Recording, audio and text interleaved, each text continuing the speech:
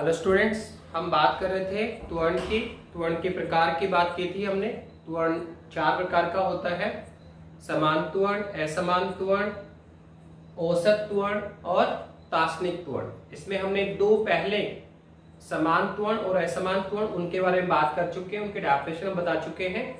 Remaining जो दो type बचे हुए हैं उनमें एक है आपका औसत त्वरण नंबर 3, और नंबर 4 पे अपन क्या लेंगे? तात्क्षणिक त्वरण। क्या लेंगे? तात्क्षणिक त्वरण। तो देखिए, औसत त्वरण हम कैसे बोलेंगे? 3rd टाइप का त्वरण हो गया आपका ये कि सर औसत त्वरण की बात हम कब करते हैं?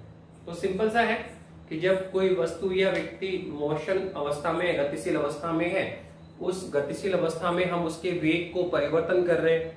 परिवर्तन में तो हमें ये देखना पड़ेगा औसत के लिए कि कितना परिवर्तन हुआ, परिवर्तन में कितना समय लगा। ठीक है, तो कुल परिवर्तन अपॉन कुल समय, वही किसको दिखाएगा? औसत को। तो एवरेज लेने के लिए तो हमें एक मोशन लेनी पड़ेगी कि माना कोई वस्तु है, कोई ऑब्जेक्ट है जो मोशन कर रहा है, गतिशील अवस्था में है, तो गति के दौरान वेग में कितना परिवर्तन हुआ, कुल कितना परिवर्तन हुआ, उस कुल परिवर्तन में कितना समय लग रहा है, उस परिवर्तन में कितना कुल समय कितना लगा, सर वो हम कैलकुलेट करेंगे। उसके बाद में हम क्या निकाल पाएंगे? औसत त्वरण। कैसे? सर कुल परिवर्तन अपॉन कुल समय। तो यहां पर हमें लेना पड़ेगा कि माना एक ये वस्तु है जो प्रारंभिक अवस्था में t1 समय है इसका, ठीक है, और इसकी वेलोसिटी हमें माना कितनी है? v1 है।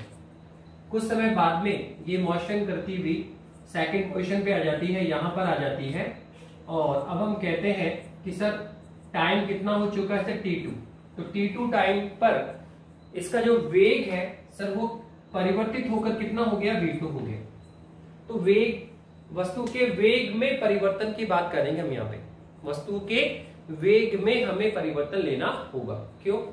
अगर सर परिवर्तन नहीं लेंगे, हम कहेंगे यहाँ भी वेग v1 है, यहाँ पर भी वेग v1 है, इसका मतलब इसका मीनिंग क्या हुआ कि वस्तु समान वेग से चल रही है। और हम बता चुके हैं कि अगर वस्तु समान वेग से चलेगी, वस्तु के वेग में कोई परिवर्तन नहीं है, तो हम कहेंगे कि यहाँ वस्तु में उत्पन्न त्वरण कितना होगा? 0 होगा। वस्तु में कोई त्वरण उत्पन्न नहीं होगा। अगर आप चाहते हो कि वस्तु में त्वरण उत्पन्न हो, चाहे वो पॉजिटिव हो सकता है, चाहे वो नेगेटिव हो सकता है, अगर त्वरण की बात करना चाहते हो तो वस्तु के वेग में परिवर्तन करना होगा। तो हमने ये किया है कि माना t1 समय पर वस्तु का वेग कितना है? v1, और माना t2 टाइम पर जो वस्तु का वेग है या उसकी वेलोसिटी है सर वो v1 से परिवर्तित होकर v2 हो चुकी है। अब कैसा परिवर्तन करना है? सर आप चाहे तो वेग को बढ़ा सकते हैं, v1 से वेग बढ़कर v2 हो जाएगा। आप ऐसा भी कर सकते हैं कि कम से तो वेग को बढ़ाना है सर, वेग को कम भी कर सकते हैं, तो वेग v1 से घटकर v2 कर सकते हैं। तो वेग को बढ़ा भी सकते हैं, वेग को घटा भी सकते हैं, पर चाहे वेग बढ़ाएं चाहे वेग घटाएं, दोनों परिस्थिति में त्वरण उत्पन्न होगा। पर जब वेग बढ़ाकर त्वरण डेवलप कर रहे हो तो वो त्वरण पॉजिटिव होता है, धनात्मक त्वरण कहलाता है। वस्तु की ये अवस्था त्वरित अवस्था कहलाती है। और यदि वेग में परिवर्तन आपने कैसा किया है? बोलो, वेग में परिवर्तन कैसा किया आपने? वेग में परिवर्तन कमी के रूप में कर रहे हो तो वस्तु में उत्पन्न त्वरण ऋणात्मक त्वरण होगा, और वस्तु की वह अवस्था क्या है सर? मंदित अवस्था होगी। ठीक है, तो वेग में परिवर्तन हमें लेना होगा। तो सर अब यहां पर हम किसकी बात कर रहे हैं? सर औसत त्वरण की बात करें। किसे बताइए औसत त्वरण कितना उत्पन्न हुआ? ठीक है, तो औसत का मतलब क्या होता है? कुल परिवर्तन अपॉन कुल समय। तो सर परिवर्तन किसमें? तो सर त्वरण की बात करें तो परिवर्तन वेग में देखना होगा। तो सर वेग में कितना परिवर्तन हुआ और परिवर्तन में कितना समय लगा? तो ऊपर परिभाषा क्या आएगी? सर वेग में कुल परिवर्तन, वेग में कुल परिवर्तन, और अपोन में क्या आएगा? सर परिवर्तन में लगा कुल समय, परिवर्तन में लगा कुल समय। ये है वेग में कुल परिवर्तन तथा परिवर्तन में लगा कुल समय। इन दोनों का जो अनुपात होगा सर वही कौन होगा? औसत त्वरण होगा। तो औसत त्वरण को हम डिनोट करते हैं a बार से। और सर ये कितना आएगा? सर ये आएगा वेग में कुल परिवर्तन। तो बताओ वेग में कुल कितना परिवर्तन हुआ? तो सर ये पहले वेग कितना था? v1। सर बाद में कितना हुआ? v2। तो सर वेग में परिवर्तन कितना हुआ? सर वो हो गया v2 माइनस v1। ये हो गया सर वेग में कुल परिवर्तन। अब सर नीचे क्या लेना है? सर परिवर्तन में कुल कितना समय लगा? तो सर टाइम के पहले कितना? t1 था, अब कितना हो गया T2, तो परिवर्तन कितना टाइम लगा सर T2 माइनस T1। तो ये है वेग में कुल परिवर्तन, और नीचे क्या है परिवर्तन में लगा कुल समय। तो हम इसको ए बार, इसको हम del V upon del T से भी लिखा जा सकता है। तो यही कहलाता है औसत त्वरण। क्या कहलाता है ये औसत त्वरण। और क्या डेफिनेशन हुई, बहुत सिंपल सी हुई कि किसी वस्तु या व्यक्ति के वेग में कुल परिवर्तन, वेग में परिवर्तन तथा परिवर्तन में लगे कुल समय का अनुपात, परिवर्तन में लगे समय का अनुपात वस्तु या व्यक्ति का औसत त्वरण कहलाता है। बहुत सिंपल सी डेफिनेशन है, किसी वस्तु या व्यक्ति के वेग में कुल परिवर्तन तथा परिवर्तन में लगे समय का अनुपात, परिवर्तन में लगे कुल समय का अनुपात उस वस्तु या व्यक्ति का औसत त्वरण कहलाता है, डिनोटेड बाय ए बार। और कैसे लिखेंगे सर, कैसा sir V2 minus V1 upon T2 minus T1। तो ये था आपका औसत वेग। अब लास्ट में जो 4th नंबर पे है सर वो कौन है सर, वो है आपका तात्क्षणिक त्वरण, डिनोटेड बाय ए। देखो औसत पे लगाते हैं बार, बार किसको दिखाता है, एवरेज को दिखाता है, माध्यिक को दिखाता है। हम 9-10 से पढ़ते आ रहे हैं समांतर माध्य x बार, तो बार किसको दिखाता है, एवरेज को। तो एवरेज की बात तो बार लगा देना। और अब तात्क्षणिक की बात करोगे तो सर वो वहां पे क्या लगाएंगे, ए लगाएंगे। क्या लगाएंगे सर, वहां पे ए लगाएंगे। ठीक है, तो आपका बताइए ये तात्क्षणिक त्वरण कौन होगा।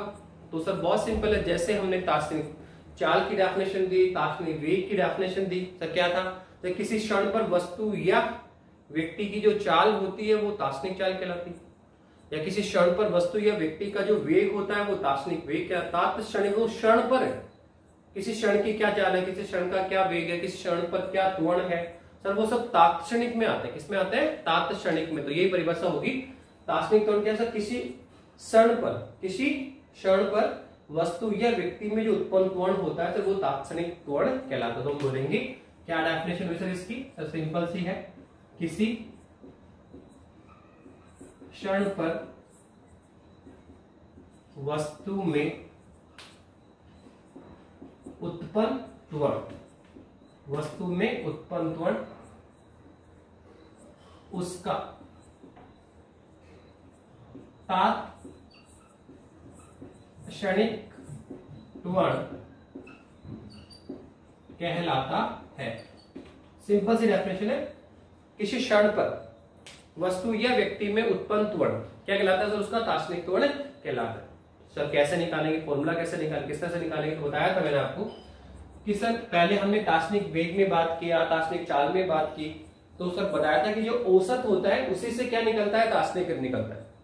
जो औसत चाल है सर उससे तात्क्षणिक चाल निकाली, औसत वेग से हमने तात्क्षणिक वेग निकाला। कैसे निकाला सर, जो ये टाइम इंटरवल है डेल्टी सर उसको हमें क्या बनाना पड़ेगा, 0। देखो औसत लेने के लिए हमें कुछ टाइम, ठीक है, वेट करना होता है, कुछ समय बाद में हम एवरेज की बात करते हैं। अगर उसी क्षण की बात करोगे तो ये जो डेल्टी है टाइम इंटरवल किसको जाएगा, 0 को। तो उस क्षण का त्वरण उसी क्षण पे देख रहे हैं, तो हमें टाइम इंटरवल लेने की आवश्यकता नहीं है। तो जो भी औसत चाल है, औसत वेग है, औसत त्वरण है, अगर हम उसमें टाइम इंटरवल 0 बना देंगे तो किस पर आएंगे, तात्क्षणिक चाल पर, तात्क्षणिक वेग पर, तात्क्षणिक त्वरण पे। तो बताया था मैंने आपको कि जो औसत होता है, जो आपका औसत होता है उस पे, ये आपका औसत है सर, उस पे क्या लगा दो, limit, limit del tends to 0। तो ये जो आपका औसत है del V upon del T sir ये किस में कन्वर्ट हो जाएगा, तात्क्षणिक त्वरण में कन्वर्ट हो जाता है। तो ये डिफरेंस है औसत और तात्क्षणिक में। औसत के लिए हमें टाइम इंटरवल लेना होता है, कुछ समय बाद में औसत निकालते हैं। और यदि हमें तात्क्षणिक निकालना है तो कुछ नहीं करना कि सर जो औसत ले रखा है सर उस पर आप लिमिट लगा दें। क्या लगा दें आप, लिमिट ले लें सर, डेल टेंड्स टू 0 बना दें, तो आप किस में आ जाओगे सर, तात्क्षणिक में आ जाओगे। तो कुल मिला के ए इक्विवेलेंट कितना आ जाएगा सर, ये हमारे पास आ गया सर, ये डेल अपॉन डेल टी है। तो बताया था सर जब तक आप औसत में तो डेल होता है, जैसे आप इस पे लिमिट ट्रेस करते हैं, जैसे आप इसमें लिमिट पुट करेंगे तो सर ये जो डेल है सर वो डी में कन्वर्ट हो जाता है, और इसको हम लिखते हैं dv अपॉन dt। और ये हमने आपको पहले यूज भी बताया, यहां से हम कह सकते हैं ये तात्क्षणिक त्वरण होता है। और बोल रहा है कि वेग का अगर हम क्या करें, वेलोसिटी या वेग का हम क्या करें, डिफरेंशियल करें, अवकलन करें विद रिस्पेक्ट टू टाइम, तो हमें क्या मिलेगा, त्वरण। तो ये फॉर्मूला हम पहले यूज भी कर चुके हैं जब हमने अवकलन के बारे में बात की थी। 2 फॉर्मूले किए थे। चलिए एक कौन है डिस्प्लेसमेंट। फिर बताया था डिस्प्लेसमेंट का क्या करो differential with respect to time, तो क्या आती है वेलोसिटी। फिर वेलोसिटी का क्या करना है सर डिफरेंशियल करना है विथ रेस्पेक्ट टू टाइम, तो क्या आता है त्वरण। तो बताया था मैंने आपको कि विस्थापन का क्या करेंगे अवकलन, क्या आएगा वेग, वेग का क्या करो अवकलन, तो क्या आएगा त्वरण। तो ये सब तात्क्षणिक होते हैं, ये तात्क्षणिक वेग है, ये तात्क्षणिक त्वरण है। तो किसी क्षण पर वस्तु या व्यक्ति का जो त्वरण होता है, किसी क्षण पर वस्तु या व्यक्ति में जो उत्पन्न त्वरण होता है सर वो उसका तात्क्षणिक त्वरण कहलाता है, डिनोटेड बाय ए। और एवरेज है तो ए बार और तात्क्षणिक है तो ए। और सिंपल कुछ नहीं करना सर, जो एवरेज आपने निकाल रखा है उस पर सर लिमिट लगा दीजिए डेट टेंड्स टू 0, तो सर वो तात्क्षणिक में कन्वर्ट हो जाता है। तो इस प्रकार हमने त्वरण कितने प्रकार का हुआ सर, 4 प्रकार का हुआ। त्वरण 4 प्रकार का हुआ सर, क्या था समान त्वरण, असमान त्वरण, औसत त्वरण और तात्क्षणिक। समान तो क्या बताया था, किसी वस्तु समान समांतराल में किसी वस्तु या व्यक्ति के वेग में, किसी वस्तु समान समांतराल में किसी वस्तु या व्यक्ति के वेग में परिवर्तन यदि समान हो तो वस्तु या व्यक्ति में उत्पन्न त्वरण समान त्वरण कहलाता है। और वेग में परिवर्तन अगर अलग अलग हो, असमान हो, तो वस्तु या व्यक्ति में उत्पन्न त्वरण असमान कहलाता है। ऐसे ही फिर होता है औसत, जो तो क्या है वेग में कुल परिवर्तन तथा परिवर्तन में लगे कुल समय का अनुपात, क्या कहलाता है सर औसत त्वरण कहलाता है। और किसी क्षण पर जो वस्तु का त्वरण होता है तो वो तात्क्षणिक त्वरण कहलाता है। तो यहां तक हमने कर लिया। इसके बाद में अगर हम बात करें सर त्वरण की, तो ध्यान रखना त्वरण नेगेटिव भी हो सकता है, त्वरण पॉजिटिव भी हो सकता है और त्वरण शून्य भी हो सकता है। बताया था मैंने आपको कि जो त्वरण है जिसने हमने क्या बोला सर, यहां से हमने किया था, देखो इस तरह से किया था। देखो ये कौन है विस्थापन, फिर ये कौन है वेग, सर विस्थापन अपॉन टाइम। सर त्वरण कौन है सर वेलोसिटी अपॉन टाइम। तो आप देखो यहां से देखो हमने डिस्प्लेसमेंट को ढंग से पढ़ा सर। डिस्प्लेसमेंट सर पॉजिटिव भी हो सकता है, सर नेगेटिव भी हो सकता है और सर जीरो भी हो सकता है। बताया ना दूरी कभी भी ऋणात्मक नहीं होती है, ठीक है, जीरो नहीं होती है। पर जो विस्थापन है सर वो पॉजिटिव भी हो सकता है, नेगेटिव भी हो सकता है और शून्य भी हो सकता है। अब आप यहां से आइए, विस्थापन क्या है पॉजिटिव, तो वहां वेलोसिटी क्या होगी पॉजिटिव। जब विस्थापन क्या है नेगेटिव, तो वहां वेलोसिटी क्या होगी नेगेटिव। जब विस्थापन क्या है जीरो, तो वेलोसिटी क्या होगी जीरो। तो देखो विस्थापन पॉजिटिव नेगेटिव शून्य है, तो वेलोसिटी भी क्या होगी पॉजिटिव नेगेटिव शून्य तीनों हो सकता है। अब बताओ यहाँ पे कौन है वेलोसिटी। अब वेलोसिटी पॉजिटिव भी हो सकती है, नेगेटिव भी हो सकती है, शून्य भी हो सकती है। इसलिए हम बात करेंगे एक्सक्लेशन की। सर एक्सक्लेशन पॉजिटिव भी हो सकता है, नेगेटिव भी हो सकता है, शून्य भी हो सकता है। तो ध्यान रखना कि जो वस्तु में उत्पन्न त्वरण है उसका मान ऋणात्मक भी हो सकता है, धनात्मक भी हो सकता है, शून्य भी हो सकता है। और मैंने आपको बता दिया था क्या कि सर सिंपल सा बताया था आपने कि सर अगर वस्तु समान वेग से चल रही है, कांस्टेंट वेलोसिटी चल रही है, तो उसमें उत्पन्न त्वरण कितना होता है जीरो। फिर दूसरा सर यदि वस्तु के वेग में परिवर्तन कैसा हो वृद्धि के रूप में हो, तो सर वहां त्वरण क्या होता है पॉजिटिव। और सर तीसरा बताया था आपने कि यदि वेग में परिवर्तन क्या हो कमी के रूप में हो, तो सर वहां त्वरण क्या होता है नेगेटिव। तो बता दिया मैंने आपको कि त्वरण जीरो भी हो सकता है, पॉजिटिव भी हो सकता है, शून्य भी और नेगेटिव भी हो सकता है। यदि वस्तु समान वेग से चल रही है, वस्तु के वेग में कोई परिवर्तन नहीं है, तो वस्तु में उत्पन्न त्वरण कितना होगा जीरो। तो त्वरण का मान जीरो भी हो सकता है। त्वरण पॉजिटिव और नेगेटिव दोनों हो सकते हैं। तो बताया था कि वेग में परिवर्तन है, पर परिवर्तन किस रूप में है। यदि वेग में परिवर्तन लगातार वृद्धि के रूप में हो रहा, लगातार वेग को आप बढ़ा रहे हो, तो वस्तु में त्वरण उत्पन्न होगा। पर वस्तु की ये जो अवस्था है वो क्या कहलाती है त्वरित अवस्था कहलाती है। और इसमें उत्पन्न त्वरण क्या कहलाता है त्वरित या धनात्मक त्वरण कहलाता है। और अगर आप वेग में लगातार क्या कर रहे हैं कमी कर रहे हैं, तो वस्तु की ये अवस्था क्या होगी मंदित अवस्था होगी। और यहाँ उत्पन्न त्वरण क्या होगा ऋणात्मक। तो ध्यान रखना कि वस्तु में जो उत्पन्न त्वरण है वो पॉजिटिव भी हो सकता है, नेगेटिव भी हो सकता है और शून्य भी हो सकता है। तो यहां तक हमने क्या त्वरण क्या है, त्वरण कितने प्रकार का होता है, त्वरण से संबंधित कुछ डेफिनेशन हमने कुछ निष्कर्ष भी निकाले। अब इसके बाद में त्वरण से कनेक्टेड हम कुछ क्वेश्चंस कर रहे हैं, ठीक है। चाल और वेग के हमने कुछ क्वेश्चन कर लिए थे। अब हम क्वेश्चन करेंगे उसमें चाल वेग भी आएगा, पर क्योंकि वेग के बाद में ही कौन आएगा त्वरण। तो अगर हम त्वरण तक पहुंचना चाहेंगे तो पहले वेग की बात तो करनी ही होगी। तो हम जब क्वेश्चंस लेंगे तो उसमें वेग भी आएगा, चाल भी आएगा, त्वरण भी आ जाएगा, ठीक है। तो आप कुछ क्वेश्चन कर रहे हैं, देखिए बेटा करिए।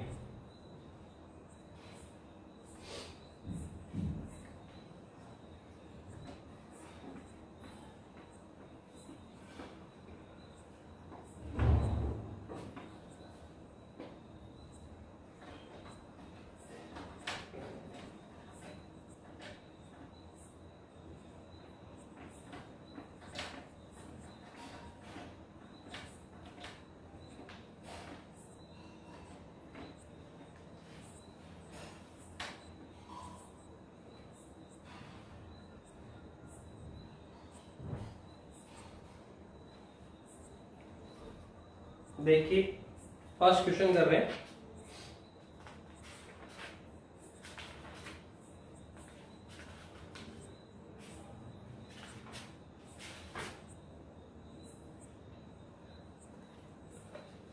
फर्स्ट क्वेश्चन उसने बोला है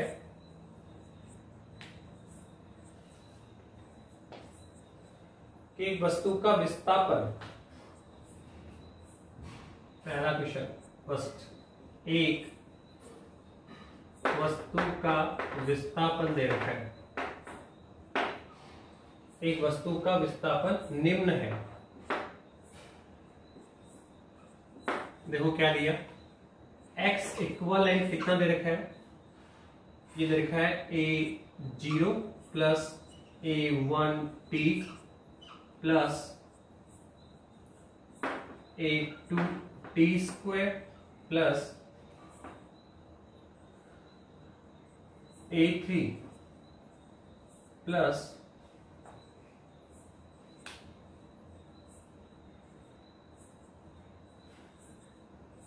a3t क्यूब। ओके, ये क्वेश्चन है। वस्तु का विस्थापन दे रखा है a0 plus a1t plus a2t square plus a3t cube. Now अब क्या कहना चाह रहा है, सर बताइए तब सही कथन है।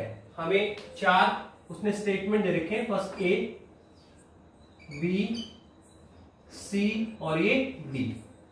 हमें चेक करना है कि कौन सा कथन सत्य है, कौन कौन से कथन सत्य हैं। पहला उसने कहा कण की स्थिति, कण की प्रारंभिक स्थिति A1 है। क्या कहा, कण की प्रारंभिक स्थिति A1 है। फर्स्ट इसको चेक करना है कि सही है या गलत है। दूसरा, कण का प्रारंभिक वेग, कण का प्रारंभिक वेग 2a2 है। चेक करो सही है गलत। नंबर 3, कण का त्वरण नियत नहीं है, कण का त्वरण नियत नहीं है। और लास्ट में उसने कहा स्थिति और समय के मध्य जो रेखा है वो सरल रेखा है। क्या कहा, स्थिति और समय के मध्य जो रेखा है वो कैसी है, सरल रेखा है। ओके, नाउ करिए फर्स्ट क्वेश्चन। उसने कहा कि कण की प्रारंभिक स्थिति A1 है। दूसरा, कण का प्रारंभिक वेग 2a2 है, कण का त्वरण नियत है। तो आप देखो वो वेग के बारे में बात करना चाह रहा है, वो त्वरण के बारे में बात करना चाह रहा है, वो स्थिति के बारे में बात करना चाह रहा है। तो सबसे पहले तो हमें स्थिति को लेकर बात करनी पड़ेगी, फिर स्थिति से हम पहले क्या निकाले, वेग निकाले, फिर वेग से हम क्या निकाले, त्वरण निकाले, और फिर उसके बाद में डिस्कशन कर लेंगे। क्योंकि जब तक आप वेग नहीं निकालोगे सेकंड स्टेटमेंट टैली नहीं होगा, जब आप त्वरण नहीं निकालेंगे तो थर्ड स्टेटमेंट टैली नहीं कर पाओगे। तो पहले हमें वेग निकालना होगा, त्वरण निकालना होगा। सर कैसे निकालें, सर बहुत सिंपल है। क्या दे रखी है सर, विस्थापन। और आपने बताया था सर आपने कि अगर हमें क्या मिल जाए, विस्थापन मिल जाए, तो हम क्या निकाल सर, वेग dx/dt, विस्थापन में परिवर्तन की दर। क्या होता है सर, वेग होता है। ठीक है, यहां से वेग निकाल सर। और दूसरा सर त्वरण निकाले सर, क्या होता है dv/dt। जो त्वरण है सर वो ये होगा। सर आप यहां से पहले विस्थापन दे रखा है, विस्थापन से क्या निकाले, वेग निकाले, फिर वेग से हम क्या निकाले, त्वरण निकालेंगे। क्या निकालेंगे, त्वरण निकालेंगे। ठीक है, तो आप निकालें। सबसे पहले हम निकालेंगे वेग। विस्थापन तो दे रखा है सर, विस्थापन कितना है सर, विस्थापन x इक्वलेंट कितना है सर, ये है a0 plus a1t plus a2t square plus a3t cube. तो सर विस्थापन तो हमें गिवन है। अब सबसे पहले हम क्या निकालेंगे, वेग। ठीक है सर, वेग निकाल लेते हैं। तो वेग क्या होता है सर, वेग वेलोसिटी v इक्वलेंट क्या होता है सर, ये dx/dt। सर हम जानते हैं फॉर्मूला किया, विस्थापन का क्या करेंगे, अवकलन, किसके सापेक्ष, t के सापेक्ष। तो क्या आ जाएगा, वेग आ जाएगा। क्या आ जाएगा, वेग आ जाएगा। तो सबसे पहले हम करेंगे, तो आप बताइए क्या आएगा, d/dt। विस्थापन की वैल्यू पुट करें, कितना आएगा सर ये रहा, कितना है sir a0 plus a1t plus a2t square plus a3t cube. Okay, अब हम यहां सबसे पहले क्या निकालेंगे, वेग निकालेंगे। क्या निकालेंगे, वेग निकालें। सर कैसे करेंगे, सर बताइए कैसे होगा। बहुत सिंपल सा सर, आप देखो ब्रैकेट में सर हम जानते हैं ब्रैकेट में दो या दो से अधिक फंक्शन हो, ब्रैकेट में दो या दो से अधिक फंक्शन हो और बीच में किसका साइन हो, प्लस या माइनस का, प्लस या माइनस का, तो क्या करते हैं सबका अलग अलग अवकलन करेंगे या सबका अलग अलग समाकलन करेंगे। तो यहां देखो इसका इसका इसका इसका सबका अलग अलग अवकलन करना होगा। तो वेलोसिटी v इक्विवेलेंट कितना आएगा सर, देखो पहले a0 का होगा तो क्या आएगा सर d/dt और क्या आएगा a0। इस सेकंड स्टेप में चलो सर क्या है a1t, तो देखो a1 कांस्टेंट बाहर जाएगा, t1 का अवकलन होगा तो क्या होगा सर a1 बाहर निकाल लो सर, किसका अवकलन होगा d/dt, किसका होगा t1 का। फिर सर प्लस, फिर क्या होगा सर a2 बाहर और t स्क्वायर का अवकलन, तो सर a2 को बाहर निकाल लो सर, किसका अवकलन होगा सर, अवकलन होगा t स्क्वायर का। प्लस फिर सर कौन a3 बाहर जाएगा, t क्यूब का अवकलन हो जाएगा, तो सर a3 बाहर जाएगा और अवकलन किसका होगा सर, अवकलन होगा t की पावर क्यूब का। ठीक है, ये a2 इंटू, ओके, और ये कौन है सर a1 इंटू, a1 बाहर आ गया और इंटू t का। सर करिए, अब करिए। तो सर यहाँ क्या है, t की पावर 1 है, यहाँ t की पावर 2 है, यहाँ t की पावर क्यूब है। तो सर यहाँ हम फॉर्मूला लगाएंगे सर किसका, आप देखो सर बताया था x की पावर n का अवकलन, घात का सूत्र क्या होता है सर, जो भी पावर आगे आएगी और एक पावर हम कम कर देते हैं, जो भी पावर है सर वो आगे आती है और सर हम क्या करेंगे सर एक पावर हम कम कर देंगे, एक पावर हम क्या करेंगे कम करेंगे।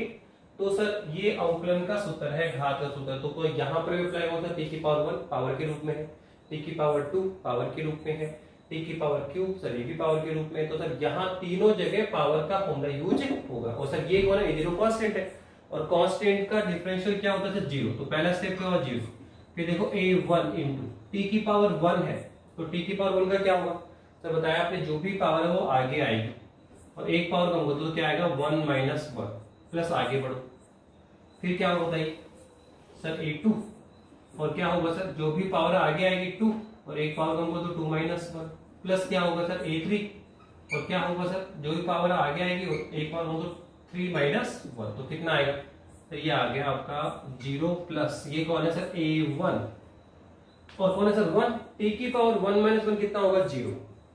तो t की पावर 0 हुआ कि नहीं हुआ, और t की पावर 0 है तो हम जानते हैं किसी भी वेरिएबल की पावर अगर 0 है तो कितना होता है 1 होता है। तो देखो ये भी कितना है 1 और ये भी कितना होगा 1, तो कितना आएगा a1 प्लस ये कितना आएगा सर 2t a2, क्या आएगा 2a2t प्लस यहाँ कितना आएगा सर 3a3 और क्या आएगा t स्क्वायर 3 माइनस 1 2।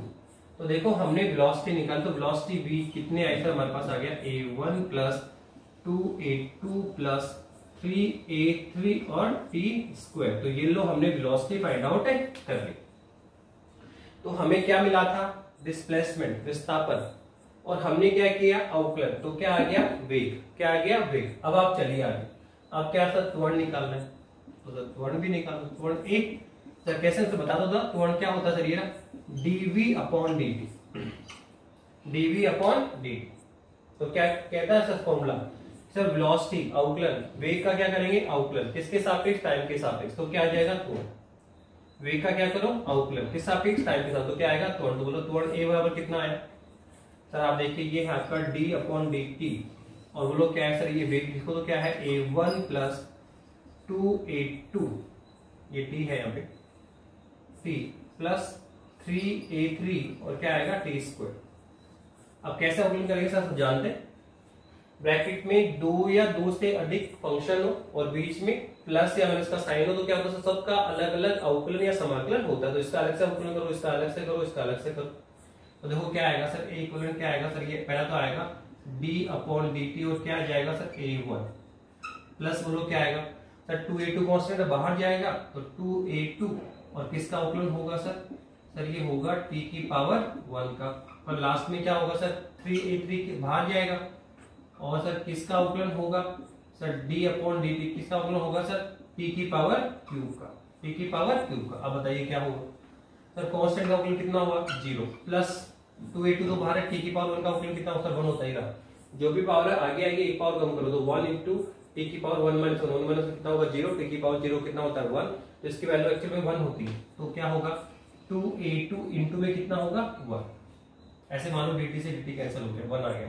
और नियम से करोगे तो भी कितना आएगा टी की पावर 1 का, तो जो पावर आगे आएगी एक पावर कम करो तो 1 इंटू टी की पावर 1 माइनस 1 माइनस कितना होगा 0, टी की पावर 0 कितना होता है 1, 1 इंटू 1 कितना होता है 1, तो 1 आएगा।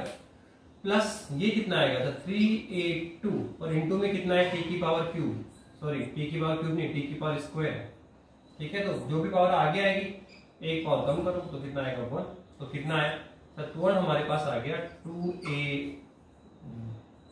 2a2 और ये है आपका सॉरी a1 है, a1 0 पे गया, a2 आया और ये कौन है a3, ये कौन है आपका a3, तो 2a2 प्लस कितना आएगा ये 3 2 जा 6 a3 और कौन है p। इस तरह से हमने त्वरण निकाला। देखो सिंपल सा है, पहले क्या था हमारे पास विस्थापन, क्या किया हमने अवकलन, तो ये हमारे पास आएगा a1 plus 2a2t plus 3a3d पर, ठीक है।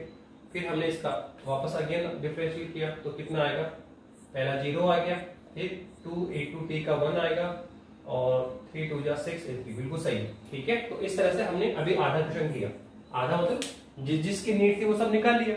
हमें क्या चाहिए स्थिति, वो तो गिवन है। फिर वो किसकी बात करता है वेग की, तो हमने वेलोसिटी निकाल ली। फिर वो किसकी बात करता है त्वरण की, तो हमने त्वरण भी निकाल लिया। तो देखो अब हमारे पास में कितने स्टेटमेंट आ गए हैं। पहला आप देखो हमारे पास डिस्प्लेसमेंट है, हाँ सर है ये रहा, ठीक है। सबसे पहला हम बात करें सर डिस्प्लेसमेंट, एक्स इक्वलेंट कितना है सर, ये है a0 plus a1t plus a2t square. दूसरा सर सेकंड बताइए वेलोसिटी निकाली, हाँ सर निकाली, वेलोसिटी कितनी आई सर, ये आई a1 plus 2a2t plus 3a3t square.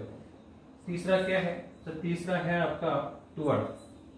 त्वरण क्या निकाला सर, त्वरण हमारे पास आया 2a2 प्लस 6a3 और t, ये हमने कर लिया, ये हमने कंप्लीट किया।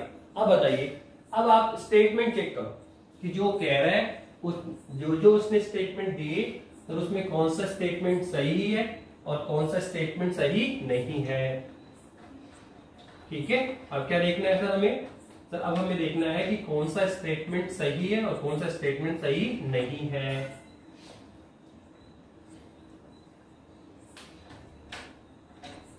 अब करिए क्या है बताइए।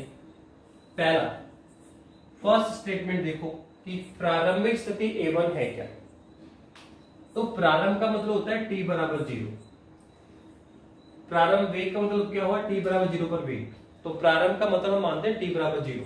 तो सबसे पहले a वाला क्वेश्चन देखो, प्रारंभ स्थिति निकालो। तो स्थिति क्या है सर, ये x इक्विवेलेंट क्या है a0 plus a1t plus a2t square plus a3t cube, यही आपका कौन है विस्थापन। उसने कहा प्रारंभिक स्थिति a1 है क्या, उसने पूछा, तो प्रारंभिक स्थिति निकाल। प्रारंभ का मतलब होता है t बराबर 0 पे निकालना पड़ेगा। तो ये तो सर कितना आएगा, जब t का मान 0 करो तो t बराबर 0 पर क्या आ जाएगा, x0 आ जाएगा, ठीक है। कितना आएगा तो देखो इसमें t का मान 0 करो तो ये भी कितना हुआ 0, ये भी कितना हुआ 0 और ये भी कितना हुआ 0, तो x0 कितना आएगा a0। तो उसने जो कहा वो सही है क्या, उसने कहा प्रारंभिक स्थिति a1 है जबकि प्रारंभिक स्थिति कितनी आती है a0। इसका मतलब स्टेटमेंट जो फर्स्ट है वो सत्य नहीं है। स्टेटमेंट जो a है आपका, इसका मतलब क्या मीनिंग हुआ कि जो a है, ठीक है, पहला क्वेश्चन वो स्टेटमेंट a सत्य नहीं है। फर्स्ट क्वेश्चन हमने कर लिया।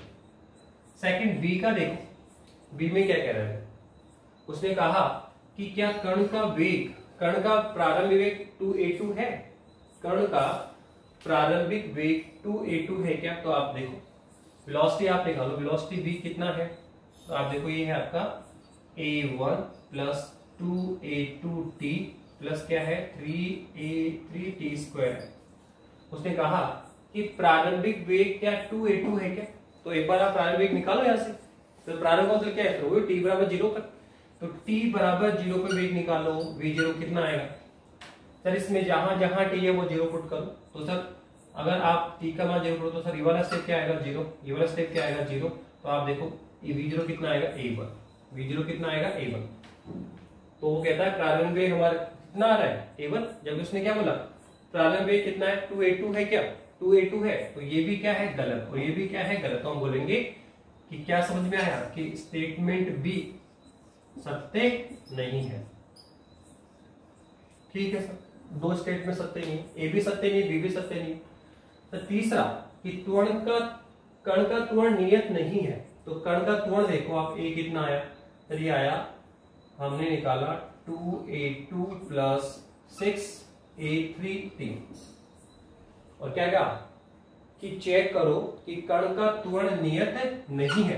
तो नियत का मतलब क्या हुआ, जिसका मान समय के सापेक्ष परिवर्तित नहीं हो वो होता है नियत। ठीक है, ऐसी राशि जिसका मान समय के सापेक्ष नियत हो, परिवर्तित नहीं होता हो, वो क्या होता है कांस्टेंट होता है। लेकिन आप बताओ इसमें तो टाइम फैक्टर दिख रहा है क्या? अगर आप t बराबर 0 सेकंड पे निकालो तो कितना आएगा, a0 कितना आएगा सर 2a2। अगर t बराबर 1 सेकंड पे निकालो तो सर ये आएगा 2a2 प्लस t का मान 1 है तो क्या आएगा 6a3। फिर 2 सेकंड पे निकालो तो 2 पे आएगा, तो t बराबर 2 सेकंड पे निकालो तो सर कितना आएगा, सही आएगा 2a2 प्लस 2 सेकंड तो 6 2 12 12a3। तो आप देख रहे हैं कि अलग अलग टाइम पे क्या अलग अलग प्रारंभ त्वरण 2a2, 1 सेकंड पे ये रहा, 2 सेकंड पे ये रहा। तो आप देखो त्वरण का मान क्या समय के सापेक्ष नियत है क्या? नहीं सर, समय के साथ ये तो परिवर्तित है। तो स्टेटमेंट थर्ड क्या बोला, कण का त्वरण नियत नहीं है, इसका मतलब परिवर्तित है। तो थर्ड स्टेटमेंट क्या है, सही है। जो थर्ड स्टेटमेंट है वो सही है। जो पहला स्टेटमेंट उसने बोला प्रारंभिक स्थिति a1 है क्या, नहीं गलत है, क्या है a0 है। दूसरा उसने कहा कण का प्रारंभिक 2a2 है, ये भी गलत है सर, क्यों? क्योंकि प्रारंभिक कितना है a1 है। तीसरा उसने कहा कण का त्वरण नियत नहीं है, हाँ ये सही है, कण का जो त्वरण है वो नियत नहीं, क्योंकि किस पे डिपेंड कर रहा है, टाइम पे। टाइम बदलोगे त्वरण बदलेगा, तो त्वरण कांस्टेंट नहीं है विद रिस्पेक्ट टू टाइम। तो जो स्टेटमेंट थर्ड है तो वो क्या है, क्या है बताइए? स्टेटमेंट थर्ड क्या कहता है कि ये सही है और स्टेटमेंट फर्स्ट और सेकंड ये क्या है, गलत है। तो ये आपका एक पहला क्वेश्चन किया और सेकंड क्वेश्चन देखिए आप, दूसरा क्वेश्चन देखो क्या है।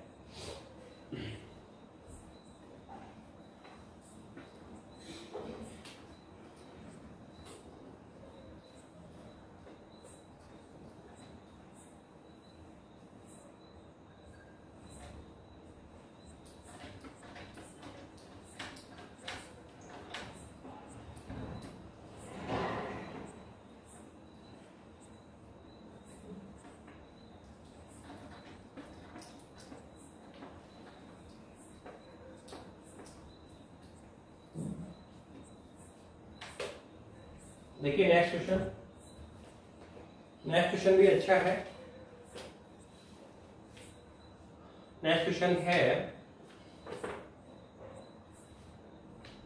Question number second. क्या कहता है, किसी वस्तु के द्वारा यदि किसी वस्तु के द्वारा तय की गई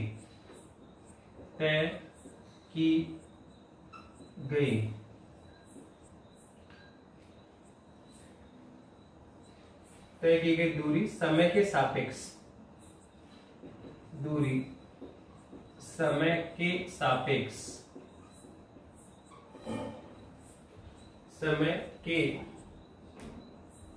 समय के अनुक्रमानुपाती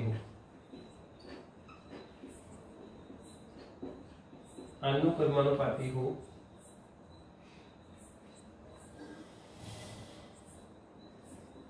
तो नंबर 1 पहला शून्य वेग चलती है, शून्य वेग से चलती है। दूसरा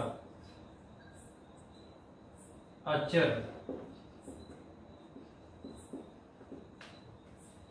चाल से चल रही है।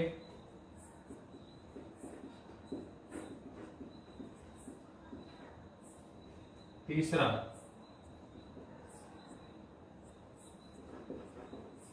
त्वरण अचर है। चौथा, वेग समान है, वेग एक समान। ये क्वेश्चन करें,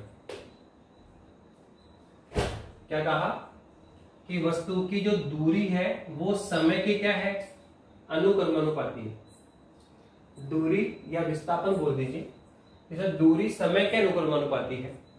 तो बताओ इसमें कौन सा स्टेटमेंट सही है, कौन सा गलत है। पहला, उसने क्या कहा सर, जो डिस्प्लेसमेंट है, दूरी है सर, वो समय टाइम टी के क्या है, अनुक्रमानुपाती है, समानुपाती है। तो x directly proportional to time, ये उसने खुद ने बोला। देखो ये समय के अनुक्रमानुपाती, ठीक है, तो ले लो। तो x टी, तो सर बताओ क्या आएगा सर, x इक्विवेलेंट क्या आएगा, kt, जहां k कौन है, समानुपाती नियतांक। तो सबसे पहला तो हमारे पास में ये आ गया कि डिस्प्लेसमेंट क्या होगा। और सर वो तो वेग की बात करता है, चाल की बात करता है, त्वरण की बात करता है। तो सर डिस्प्लेसमेंट लेकर अगर वेग और त्वरण की बात करता है तो सर हमें पहले वेग निकालना पड़ेगा, त्वरण निकालना पड़ेगा। तो निकाली, पहले क्या निकालेंगे, वेग। तो निकाली, वेग क्या होता था, dx अपॉन dt। विस्थापन क्या करेंगे, अवकलन, तो क्या आएगा, वेग। तो बोलो कितना आया सर, ये आएगा d अपॉन dt, किसकी वैल्यू डालो, वेग, विस्थापन कितना है, kt। कितना है सर, kt डालिए सर, क्या आएगा सर, कांस्टेंट है, बाहर जाएगा, अंदर वाले का अवकलन होगा। तो कांस्टेंट के बाहर, और सर अवकलन किसका होगा सर, t की पावर 1 का। और हम बता दें t की पावर 1 का अवकलन कितना होता है, 1 होता है। तो वेलोसिटी कितनी है, k। वेलोसिटी कितनी है, k, ठीक है ना। सर तीसरा, त्वरण निकालें। सर त्वरण a, बोलो क्या है, त्वरण a क्या होता है सर, ये dv अपॉन dt। वेग का हम क्या करेंगे, अवकलन, किसके सापेक्ष, टाइम के साथ। तो क्या आएगा, त्वरण। तो त्वरण a बराबर, तो क्या वेग, त्वरण वेग निकालते हो सर, ये क्या है, कांस्टेंट k है।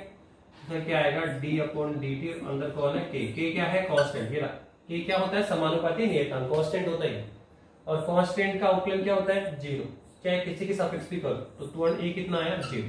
तो ये लो, हमने तीनों रिजल्ट निकाल भी लिए। अभी तक हमने क्या निकाला, त्वरण, क्या लिखा था, विस्थापन, फिर क्या निकाला, वेग, और फिर क्या निकाला, त्वरण। अब उसने क्या बोला, तो पहला क्वेश्चन है कि शून्य वेग से चलती है क्या, क्या उसका वेग शून्य है क्या। तो आप बोलोगे सर वेग शून्य नहीं है, वेग तो क्या है, कांस्टेंट है। तो पहला स्टेटमेंट गलत है, पहला स्टेटमेंट गलत है। ओके, दूसरा, क्या अचर चाल से चल रही है, हाँ बिल्कुल, जो उसकी चाल है या जो वेग है वो क्या है, कांस्टेंट है। क्या है वो, कांस्टेंट है। उसकी अचर चाल से वो चल रही है, तो उसकी चाल क्या है, कांस्टेंट है। वेलोसिटी क्या है, कांस्टेंट, कांस्टेंट। तो सेकंड स्टेटमेंट क्या है, सही है। सेकंड स्टेटमेंट क्या है, सही है। फर्स्ट स्टेटमेंट क्या है, गलत। थर्ड स्टेटमेंट, क्या त्वरण अचर है क्या, तो त्वरण क्या है, शून्य है। त्वरण क्या है, शून्य। शून्य का तो कांस्टेंट ही है, त्वरण है ही नहीं, त्वरण उसमें है ही नहीं। अगर होता तो फिर देखते कि क्या वो कांस्टेंट है, समान है या असमान है। होने पर चेक करते हैं कि त्वरण नहीं है, होगा तो चेक करेंगे। त्वरण अगर उसमें उत्पन्न हो रहा है तो उत्पन्न होकर देखो कि समान उत्पन्न है या असमान है। त्वरण है ही नहीं, त्वरण कितना है, कांस्टेंट वेलोसिटी है, समान में चला, त्वरण कितना है, 0। हम बोलेंगे सर त्वरण डेवलप ही नहीं हो रहा। तो तीसरा स्टेटमेंट भी क्या है, गलत है। ठीक है, त्वरण अचर है, हम कैसा 0 पे अचर, इक्वल कांस्टेंट होने वाले हैं। हम त्वरण का मान समान है या असमान है, कांस्टेंट है या नॉन कांस्टेंट है, वो हम कब चेक करते हैं, जब त्वरण उत्पन्न हो। त्वरण उत्पन्न होगा तो बात करेंगे, यहाँ तो त्वरण उत्पन्न ही नहीं हो रहा, त्वरण कितना है, 0। तो त्वरण कांस्टेंट है, ये भी गलत है। लास्ट में, वेग एक समान है, क्या सर वेग एक समान है। तो देखो इसमें अपन श्योर नहीं है कि समय के साथ वस्तु की, देखो चाल तो में केवल परिमाण होता है, तो वो तो कांस्टेंट हो गया, ठीक है।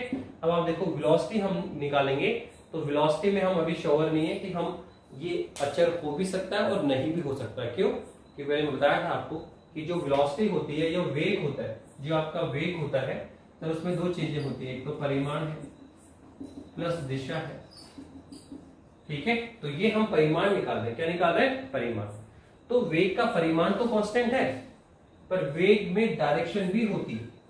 जैसे सर्कुलर पथ पे मोशन करते हैं, तो आपने कहा 45 मीटर पर सेकंड वेग से गतिशील है, तो यहां इसकी चाल कितनी है, 45। वेग का परिमाण भी कितना है, 45। तो देखो चाल तो क्या है, कांस्टेंट है, ऑलवेज 45 45 45 45। तो इसकी चाल तो नियत है, पर क्या उसका क्या सर वेग भी नियत है क्या, सर वेग भी तो 45 है इसका, इसमें तो बदल नहीं रहा, चाल 45, वेग भी 45, 45 से अंदर घूम रहा है। पर देखो हम कहेंगे कि परिमाण तो दोनों का सेम है, पर चाल में तो परिमाण ही होता है, इसलिए क्या है 45 सेम हो गया, चाल कांस्टेंट है। लेकिन वेग में परिमाण के साथ डायरेक्शन भी होती है, और आप देखो जब वो सर्कुलर पथ पे चलेगा तो माना कि परिमाण नहीं होता, यहाँ 45 है, यहाँ 45 है, यहाँ 45 है, लेकिन यहाँ वेग की दिशा ये, यहाँ वेग की दिशा ये, और यहाँ वेग की दिशा ये। तो आप देख रहे हैं कि लगातार उसके वेग की डायरेक्शन बदलती है, दिशा बदल रही है, दिशा परिवर्तित तो वेग भी क्या है परिवर्तित है। तो यहाँ वेग का परिमाण तो नियत है, परिमाण होता ना तो हम कह देते कि वेग का परिमाण नियत है, ठीक है, पर वेग नियत है, शोवर नहीं है। वेग की डायरेक्शन अगर समान है तो समान तो कहेंगे कि डायरेक्शन भी समान और परिमाण भी समान, तो वेग समान कांस्टेंट, ठीक है। लेकिन यहाँ हम केवल परिमाण की बात तो कर पा रहे हैं, लेकिन डायरेक्शन की बात नहीं करते, तो हम यहाँ पे शोवर नहीं है, ये सही हो भी सकता है और गलत भी हो सकता है। तो ये 4 स्टेटमेंट सुनने में चलता है गलत, अच्छा चाल चलता है, बिल्कुल सही, चाल क्या है कांस्टेंट है। त्वरण अचर है क्या? नहीं सर, त्वरण तो 0 है, ठीक है, त्वरण अचर नहीं है। तो सर पहला भी गलत है, दूसरा भी गलत है, तीसरा गलत है, दूसरा क्या है सही, ठीक है, और चौथा सर हम यहाँ पे श्योर नहीं है कि वो सही भी हो सकता है और गलत भी हो सकता है। किस पे डिपेंड करता है सर? डायरेक्शन पे। किस पे डिपेंड करता है? डायरेक्शन पे डिपेंड करेगा कि डायरेक्शन अगर समान है तो वेग समान होगा, और डायरेक्शन अगर अलग है तो वेग अलग होगा। तो इस तरह से हमने आपका इस चैप्टर का पहला भाग कंप्लीट किया कि बेसिक जो चैप्टर टॉपिक था वो जैसे विस्थापन क्या है, फिर वेग क्या है, विस्थापन, फिर दूरी, फिर चाल, फिर वेग और फिर त्वरण, और चाल, वेग और त्वरण के प्रकार, समान चाल, असमान चाल और औसत चाल और तात्क्षणिक, ऐसे ही वेग में और ऐसे ही त्वरण में। तो एक मैंने फर्स्ट इसका जो बेसिक टॉपिक था वो कंप्लीट किया। इसके ऊपर कुछ प्रॉब्लम्स भी हमने कराई है, तो अब आप एडिशनल प्रॉब्लम डिस्कस करें, टेक्स्ट बुक में जाके चेक करें कि कौन कौन से क्वेश्चन आप कर पा रहे हैं। अनसोल्व क्वेश्चन भी पीछे जाके देखिए टेक्स्ट बुक में, डेफिनेटली काफी सोल्यूशन कर पाओगे आप लोग।